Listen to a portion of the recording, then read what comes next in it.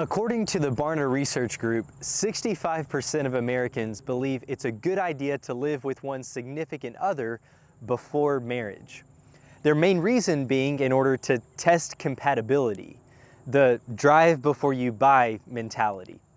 Now, on the surface, that might sound like a great idea, but rather than cohabitation being a stepping stone to marriage, it's actually resulted in a sharp decline of marriages in the U.S.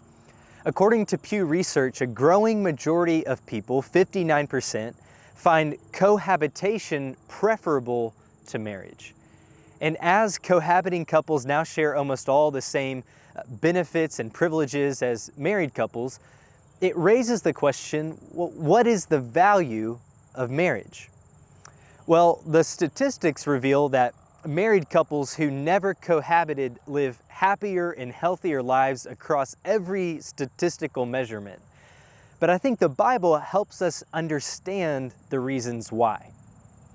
Ephesians 5:22 says, "Wives, submit to your own husbands as to the Lord.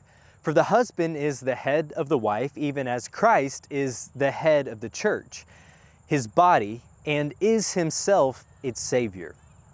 Now, at first, that may sound very patriarchal and demeaning toward women, but the question we have to ask is, well, how does Paul define what it means to be the head? And for Paul, the model is not the Greco-Roman idea of male dominance and superiority. Instead, the model for true headship is Christ. And in verse 25, we see Christ's headship in display in what it looks like. When it says, "Husbands, love your wives as Christ loved the church and gave himself up for her." Now think about how amazing this is. What does it look like for Christ to be the head of the church? It looks like Jesus eagerly submitting himself to the church in humility, loving servitude, and self-sacrifice for her highest good. And what does it look like for the church to submit to Christ, the head? It looks like the church eagerly responding to Christ's love with humility, loving servitude, and self-sacrifice. And through this mutual submission, Paul says the two are brought into one. In other words, what the Bible envisions for marriage is not a competition for dominance, but a complementary dance, where husbands make the first move by loving their wives as Christ loved the church, and wives responding in rhythm by receiving and then reciprocating that sacrificial love.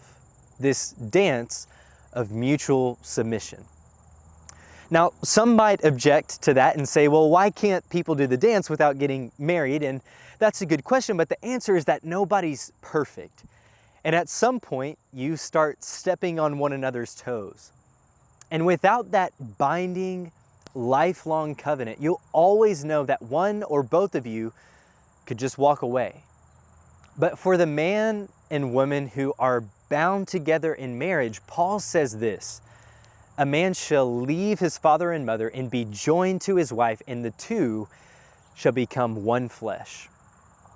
See, the key to a successful relationship is not to test compatibility, but to submit to one another completely. And as you slowly learn to keep in step with one another, you begin to move and think and live as one. And that's the value of marriage.